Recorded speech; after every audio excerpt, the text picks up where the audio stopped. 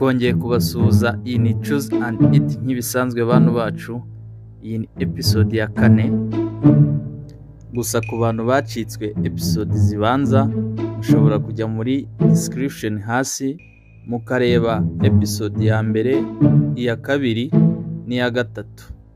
Gusa turasaba abantu batarakora ku nzogera bakandeho kugira ngo ibintu bikomeze kugenda neza cyane.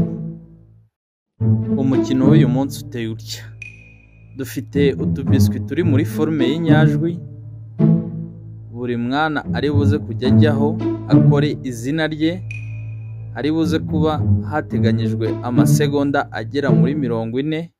Buri mwana ari buze kujya aza yandika izina rye, amasegonda 40 ageze ataruzuza izina rye ari buze kuba yatsinzwe.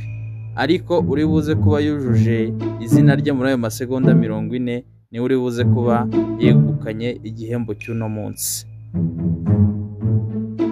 Ngaho mureke dutangire.